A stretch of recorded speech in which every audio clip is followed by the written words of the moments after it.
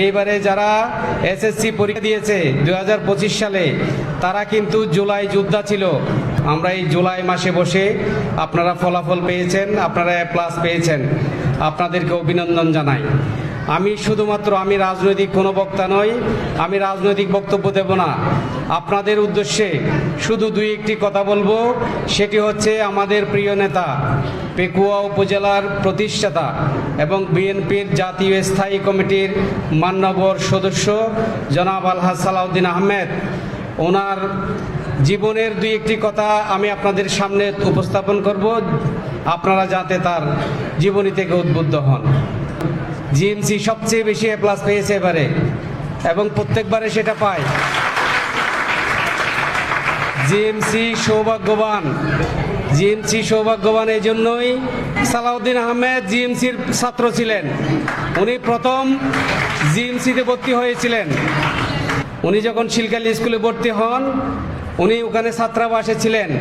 তখন উনি ওখান থেকে ওনারা 4 জন, চকরিয়া কেন্দ্র থেকে ওনারা 4 জন প্রথম বিভাগ পেয়েছিলেন এবং একজন বুট থেকে স্ট্যান্ড করেছিলেন। জসিম চাচা, ওনার সাথে আমার এখনো যোগাযোগ আছে, ওনার বন্ধু। শিলকালীর স্মৃতি, উনি একজন মেধাবী ছাত্র ছিলেন শিলকালী স্কুলের। উনি ওখান থেকে প্রথম বিভাগ পেয়েছিলেন 4 জন, তন্মধ্যে উনি একজন। তো ওনার একটা লেখা রয়েছে, আমি সেটার 2 লাইন আপনাদেরকে পড়ে শোনাবো। এর আগে আমি বলবো যে ওনার জীবনী হচ্ছে, উনি যখন বিশ্ববিদ্যালয়ে ভর্তি হতে যান, এর আগে উনি চট্টগ্রাম কলেজে ভর্তি হয়েছিলেন। চট্টগ্রামে একটি বাড়িতে লজিং থেকে উনি পড়ালেখা করে ওখান থেকে পাশ করেছিলেন, আইএ পাশ করেছিলেন। আমরা আমাদের দাদিদের মুখে শুনেছি, উনি যখন পেকুয়া থেকে চট্টগ্রামের উদ্দেশ্যে যাত্রা করেছিলেন পড়ালেখার জন্য, রাস্তাঘাট তেমন ভালো ছিল না, কালুঘাটের কিছু বাঁধ ছিল, 12বাকিয়া রাস্তা হয়ে যেতে হতো, ইকবাল ভাই ভালো জানবেন। ওই রাস্তা দিয়ে গিয়ে উনি এখান থেকে 1 মাসের জন্য চাউলের বস্তা মাথায় নিয়ে হেঁটে হেঁটে 12বাকিয়া হয়ে কালুঘাটের বাস নিয়ে উনি চট্টগ্রাম পৌঁছেছিলেন। সেখানে আমার আরেক চাচা ছিলেন, উনি ওনাকে রিসিভ করে একটি বাসায় রেখে পরবর্তীতে ওনাকে একটা লজিং ঠিক করে দিয়ে উনি পড়ালেখা করেছিলেন।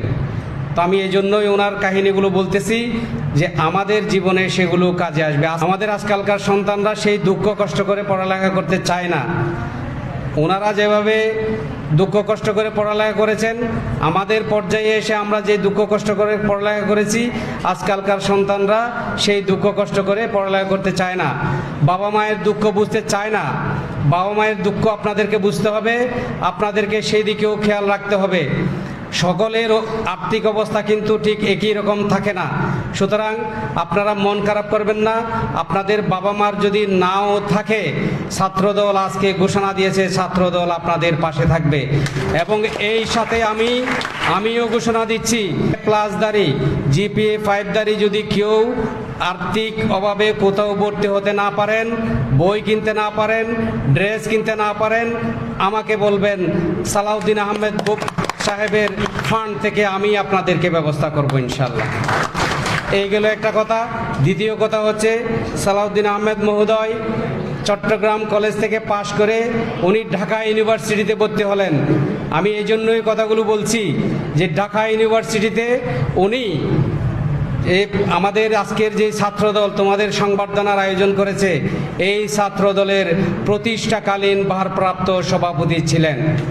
প্রতিষ্ঠাকালীন ভারপ্রাপ্ত সভাপতি ওনাকে শহীদ প্রেসিডেন্ট জিয়াউর রহমান ঢাকা ইউনিভার্সিটি থেকে মেধাবী ছাত্রদেরকে নিয়ে তখন ছাত্রদল প্রতিষ্ঠা করেছিলেন 1979 সালে। 1979 সালে যখন ছাত্রদল প্রতিষ্ঠা হয়, তখন ওনাকেও ছাত্রদলের কেন্দ্রীয় কমিটিতে রাখেন। যে কোনো কারণে কেন্দ্রীয় সভাপতি বিদেশ সফরে যাওয়ার কারণে দ্বিতীয়ত ওনাকেই ভারপ্রাপ্ত সভাপতি করা হয়েছিল। এটা একটি ইতিহাস। তো সুতরাং আমরা জানি যে উনি বর্তমানে বাংলাদেশের মধ্যে কি ভূমিকা রাখছে। আপনারা দেখেছেন আপনারা আমরা যারা বিশেষ করে পেকুয়ার সন্তান, আমরা ওনার জীবনী থেকে শিক্ষা নিতে পারি, আমরা ওনার জীবনীর আদর্শকে আমরা ধারণ করতে পারি। আপনাদেরকে আমি বলবো, আপনারা রাজনীতি করেন, আমি সেই কথা বলবো না, তবে রাজনীতি আপনার চোখ মুখ খুলে দেবে, আপনার পৃথিবীকে অনেক বড় করে দেবে, আপনাকে অনেক উচ্চতায় নিয়ে যাবে, সেটুকুই আমি বলতে পারি। তবে আমার অনুরোধ হচ্ছে, সর্বাগ্রে আপনাদেরকে অবশ্যই পড়ালেখাকে গুরুত্ব দিতে হবে। যদি পড়ালেখা না করেন তাহলে আপনারা সালাউদ্দিন আহমেদ হতে পারবেন না, যদি পড়ালেখা না করেন তাহলে নজরুলের মতো হতে পারবেন না, রবীন্দ্রনাথের মতো হতে পারবেন না। সুতরাং আপনাদেরকে ফার্স্ট প্রায়োরিটি দিতে হবে। এসএসসিতে যেমন আপনারা পড়ালেখাকে গুরুত্ব দিয়েছেন, এইচএসসিতেও পড়ালেখাকে গুরুত্ব দেবেন, এরপরেও আপনারা পড়ালেখাকে গুরুত্ব দিবেন। অবশ্যই আপনারা জীবনের যে লক্ষ্য ঠিক করেছেন সেই লক্ষ্যে আপনাদেরকে পৌঁছাতে হবে। সেই লক্ষ্যে যদি পৌঁছাতে না পারেন, সমস্ত স্বপ্ন ধূলিসাৎ হয়ে যাবে।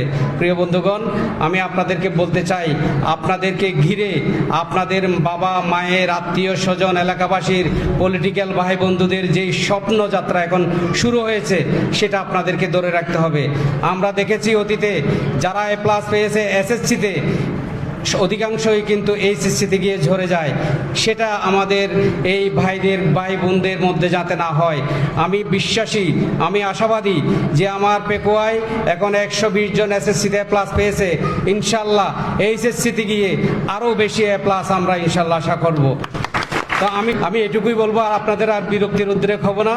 তো সবাই ভালো থাকবেন, আমাদের জন্য দোয়া করবেন, আমরাও আপনাদের জন্য দোয়া করব।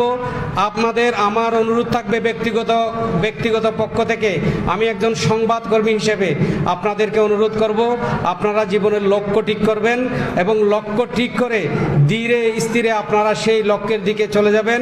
ইনশাল্লাহ আপনারা এক একজন এই পেকুয়ার রত্ন হিসেবে ইনশাল্লাহ একদিন এখানে আমরা উপস্থিত হব। আসসালামু আলাইকুম ওয়া রাহমাতুল্লাহ।